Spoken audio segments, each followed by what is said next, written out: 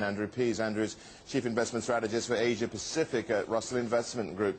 Andrew, thanks very much indeed for joining us. Tell us what your view is of the markets right now. I mean, skittishness at best. Yeah, these are tough market environments, and the debate that we're having, I suppose everyone else is having, is it risk on or risk off right now? And the problem with these markets that move sideways when you're seeing these big shifts between risk on and risk off is that for a lot of investors, by the time they get set, the trend is over, and they end up buying at the top and selling at the bottom.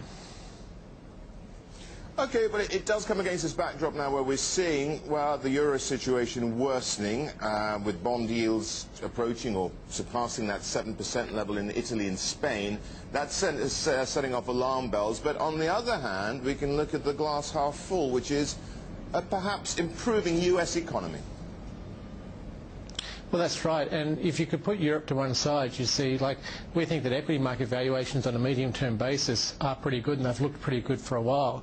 So we think that global equities have got a fair bit of headroom, and there's been so much pessimism lately, and I can't remember a time when everyone's been so unambiguously pessimistic. There just are no optimists out there. So the contrarian in you starts to think, well, maybe there's some upside there, and with the US economy starting to build up a little bit of a head of steam, that would certainly be a case for taking on a more constructive view about risk assets like shares. But, you know, Europe provides a binary risk, and binary risks are very hard to invest around, and it does look like things are going to get much worse there before they can possibly get better. The thing is, of course, when people look at what's happening with the valuation side of things, they go, these are a screaming bargain. Many people are saying that to me, at least. But the thing here is a bargain for a reason. Question is, who's going to really take the plunge and let these equities re-rate? Well, that's right, and I think we really do have to get through Europe, and we are staring at two different scenarios for Europe, and really until that happens, it's very hard to sort of really want to unambiguously take a lot of risk into your portfolio until you see the way around that. So, but I do think there is a case. When you look at where equity markets are valued right now, they are pricing in pretty much subdued growth outlooks for major economies over the next 5 or 10 years, and the clearest indication you get of that is where things like the US TIPS market with a 10-year yield of close to 0% just personifies the amount of absolute pessimism there is about medium-term growth prospects. So any change in that would be a trigger for a re-rating of equity markets. Let's just take a look at this bond auction coming up a bit later. 12.2 billion euros worth of debt from Spain and France going under the hammer. This is going to be critical, isn't it, Andrew? Well, I think it is, and I think this is a dangerous part of the cycle that we're in now. Greece was an insolvency problem, and that can be handled by restructuring or default. Italy, Spain, potentially even France, this is a liquidity problem.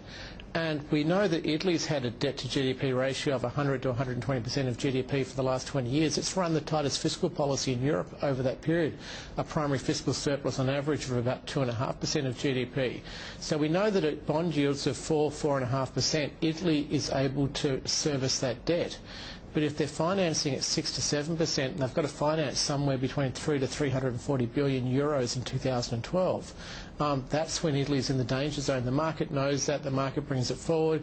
It gets more worried, pushes up the interest rate, which makes people even more worried. And really, we need a liquidity backbone to break this cycle. And right now, that can only be provided by the European Central Bank.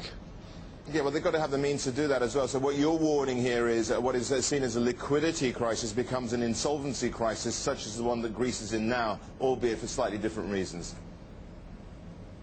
Well, that's right, and I think that's the danger, and that's why you do need that liquidity provider of last resort. And everyone gets it that the European Central Bank is reluctant to act. They don't want to encourage moral hazard. They want to encourage these countries to undertake the necessary structural reforms. But this is a challenge we're all looking at, and I think the assumption that we've got is that, yes, the European Central Bank will have to act, but, gee, you know, they're going to be leaving it to the last minute, and that sort of suggests that we've still got a lot more volatility to come before we can start to see the end of this situation. Andrew, thank you so much for joining us. Andrew Pease joining us. He's from Russell Investment Group, just going through some of these chief concerns on these markets right now, and he was joining us there from Sydney.